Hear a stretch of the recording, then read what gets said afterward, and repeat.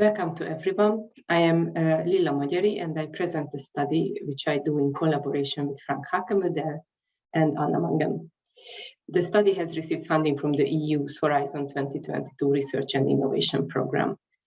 In this talk, I will speak about our attempts to develop an audio recognition test for Norwegian. And therefore, in the first part of my talk, I will speak about generally what researchers do with how researchers measure reading frequency. And then in the second part of my talk, I will speak about the challenges which we encountered during the progress of developing the audio recognition test.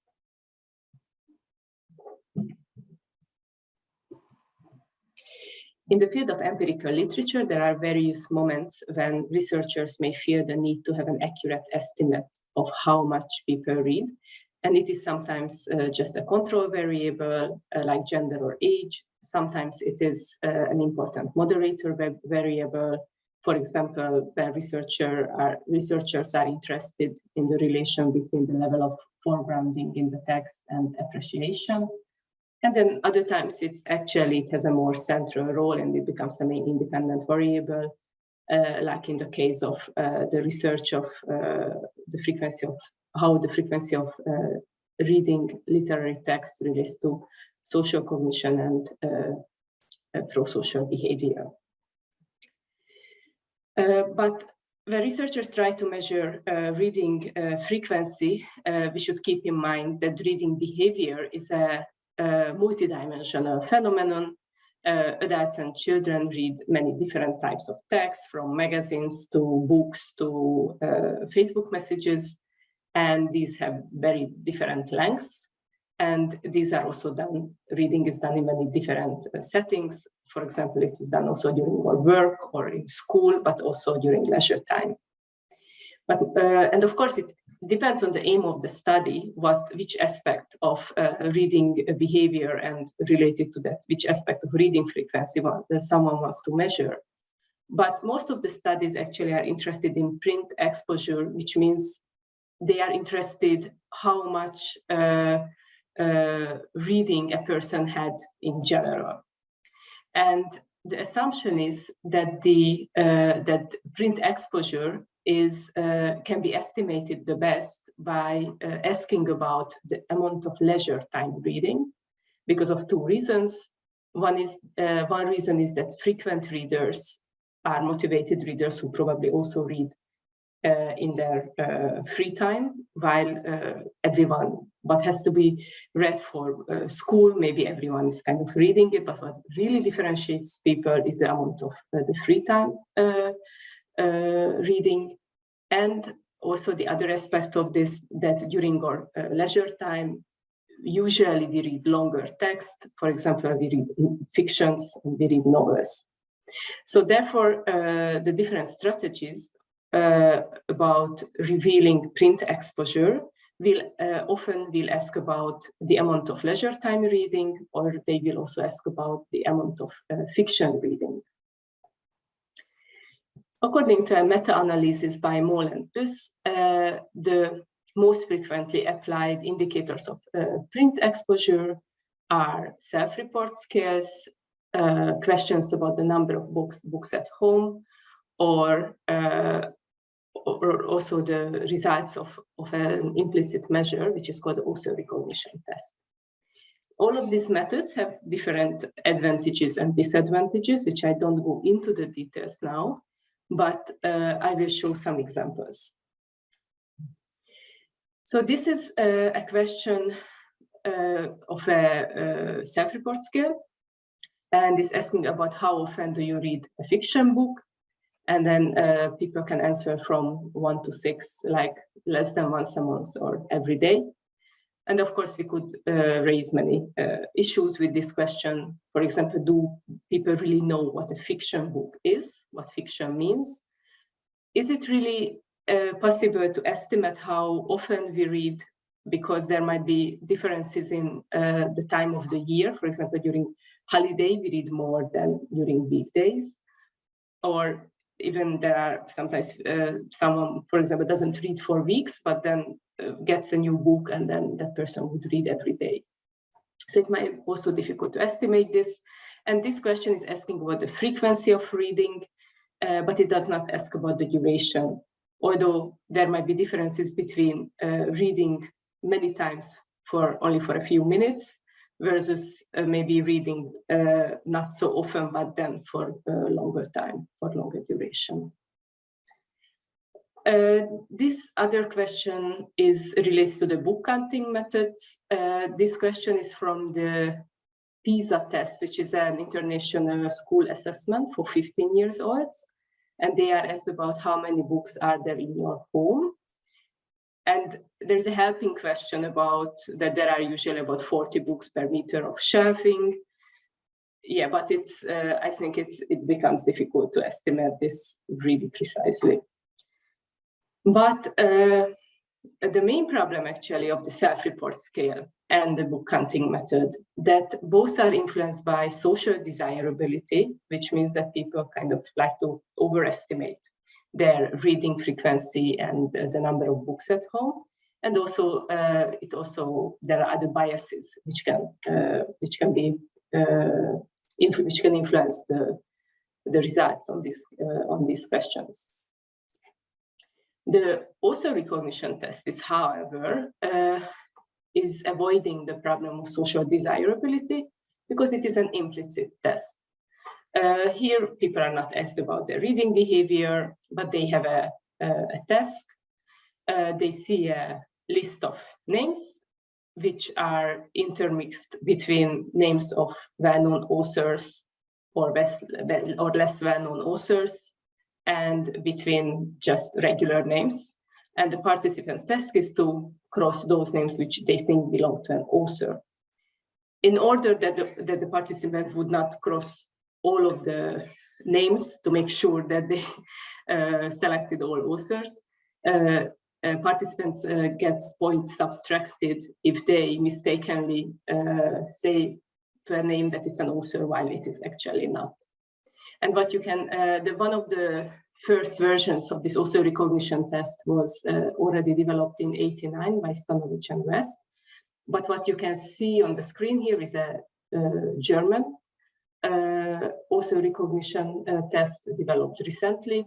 And yeah, you can see, for example, in the first column, there is Agatha Christie, Thomas Mann, and so on. And actually, the original test has more names. But in any case, it's actually very quick to register this test.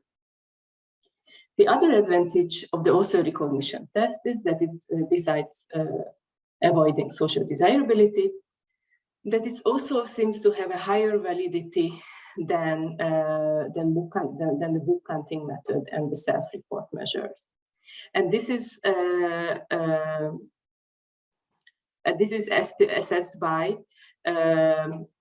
that researchers correlate the performance on the author recognition test and the book counting and the self-report results with the results of other language-related measures, for example, with the results of reading comprehension tests, vocabulary tests, or verbal fluency, which is known that probably if someone reads more, then that person is also has for example, a higher verbal fluency or a larger vocabulary.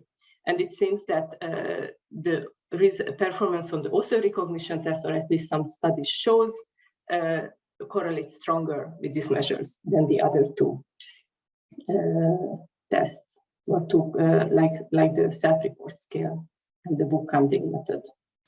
And therefore, it is actually very useful if someone wants to read, want to measure print exposure. Therefore, then it is very useful to use author recognition tests which have been validated together with language-related measures, because then those tests really show that the performance on the author recognition test is really relates to amount of reading in general. But of course, there are also critiques of the author recognition test. One is the most common critique is that, of course, recognition of author names does not equal to reading the author's books. And this is totally true, but the assumption here is that people who read frequently and like to read, they are interested in reading, they are interested in books, so they will know more author names. And actually the fact that the author recognition test correlates stronger with the language-related measures than the other methods, actually that really validates this method. So this critique is not very strong against this test. But there are other issues with the author recognition test. One is that it has to be developed for each language and culture, because people speaking different languages, living in different cultures would read or would know different authors. Of course, there are overlaps, but even the recognition rate of the international authors might changes in one country than in the other. And so far, there are also recognition tests developed mainly in English, German, and Dutch, but of course there might be also other languages. But it's actually, if someone works with other languages, there might be the case that there is no validated author recognition test. So it has to be developed. It is also time sensitive. So author recognition tests which have been developed, for example, at the beginning of the 90s, probably have very low recognition rates right now. So this author recognition test should be kept updated. It might be also age sensitive. So there might be differences between people in different ages. For example, how recent authors they read. Grohlig and his colleagues showed in the validation of their German author recognition test that although it is increasing with age, how many authors people recognize, because of course their experience with reading is increasing. But for old people, this is not true for the very recent authors. So it seems that older people are not so open anymore to keep up with the most recent literature.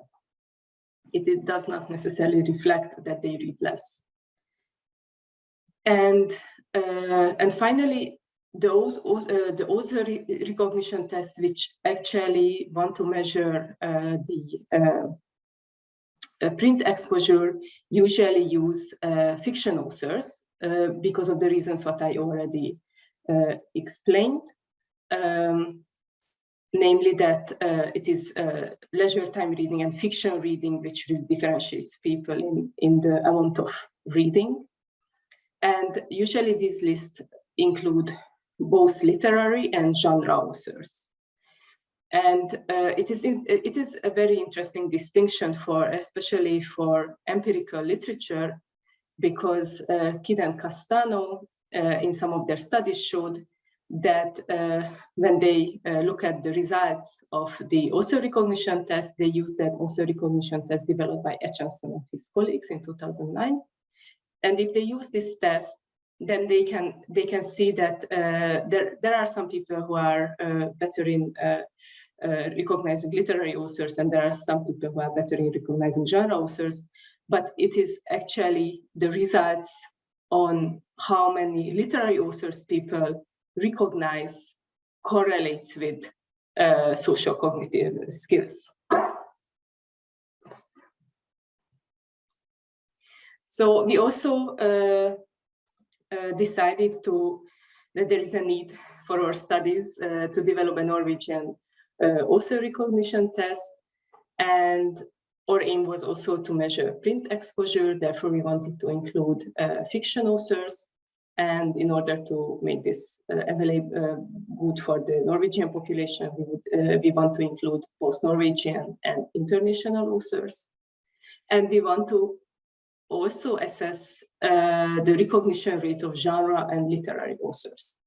But exactly because of the reasons of the issues with the author recognition test, which I just presented, we want to take care that when we measure recognition of genre authors and literary authors, there are actually no other author-related differences between these authors. So, for example, if we assume that genre authors are better known than literary authors who are less well known, then if there is such kind of differences between those in our list, then, for example, if someone reaches high scores on the genre authors, doesn't mean that he's reading as much as those people who reach the same score on the literary author list, because the genre author are just well known, so therefore everyone actually knows them. This recognizing them doesn't require that much amount of reading. And this is the mean. This is the same with the mean year of publication, which just means that when the books of that author were published. So if you really want to measure how much literary authors and how much genre authors people read, then you also want to avoid differences like, for example, that literary authors would have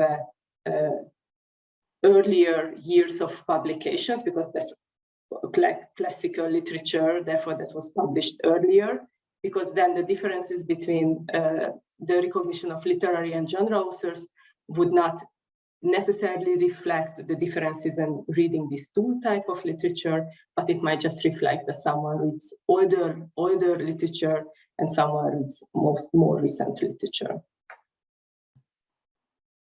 But our first problem is how do we identify literary and genre authors, and what actually literary text or literary novels and genre novels means, like what are these two categories.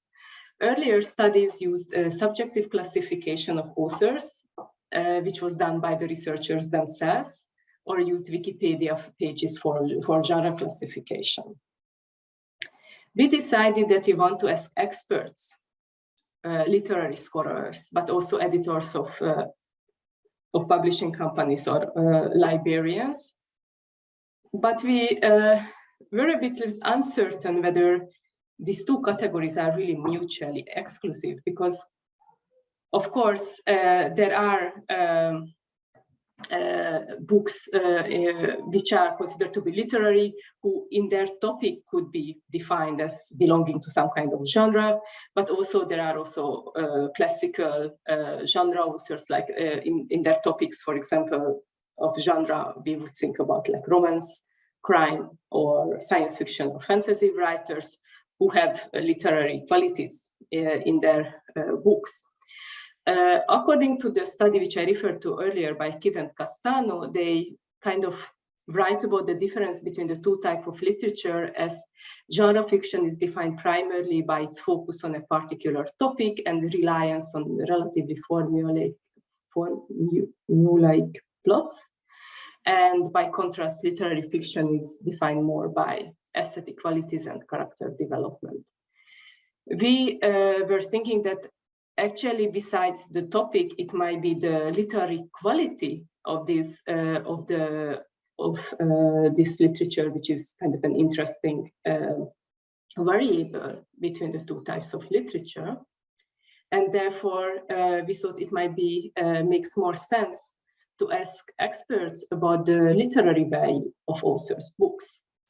And in order to also measure how well-known those books are, he also asked the experts about the popularity of those of the author's works. And we asked 33 experts, and we had 110 author names. And here is, so experts were asked about the literary quality of, they saw a list of author names, and they have to rate on a scale between 1 and 5 the literary quality of the author's work, and they had to do the same also about the popularity of the author's work. There was a good to excellence agreement between the experts, which means that we did not go into very deep definition of what literary quality means and what popularity means. Despite of this fact, they agreed with each other in their evaluations. And as we assumed, there was a negative correlation between popularity and literary quality, which means works which were considered to have a high literary quality were considered to be less well-known, less popular. Here are the here are the results, also with the names attached to it. As I said, approximately half of them are Norwegian, half of them are international. So, for example, in the right lower corner, you can see the name Imre Kertész, who is considered to have a high literary value. He's actually won a Nobel Prize in literature, but he's considered to be very, very unpopular, very less known. But there are also other authors, like, for example, Rowling, who is the writer of the Harry Potter books, and we could say she's a genre author, but still considered to have a relatively high literary quality. And as we also assumed, there was also a difference in the author's works in the year of publication according to their literary quality. So in our list, there were some authors who were like very classical authors from the 19th century, who actually all of them were considered to be very who are all having a high literary quality. And all those who don't have very high literary quality, they are actually more recent literature. So in order to avoid these biases, we try to select from these 110 author names, actually 71, where there would be no correlation between popularity and literary quality. And this meant that actually we just left out those literary authors who were considered to be very not well known. And here, then there is not such a high correlation. And we also left out the 19th century classical authors. And then there is also no correlation anymore with the year of publication and literary quality. So this is where we are now, and we want to use these 71 author names in our author recognition test, which we will start to validate in the coming months. In general, if you have any comments on this, I am very interested to hear this. And also, if you want to kept updated about the Norwegian version, and there is a website of the Norwegian Reading Center under the name Figdia, which is the project name, where we will post updates about this.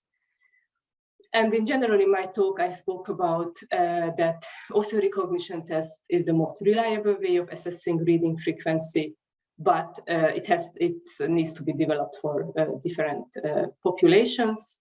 And usually these lists include fiction authors, but on the other hand, it's a question what kind of fiction authors we put into our list. We also would like to say thanks to our colleagues. And thank you for your attention. And here are the references of my talk.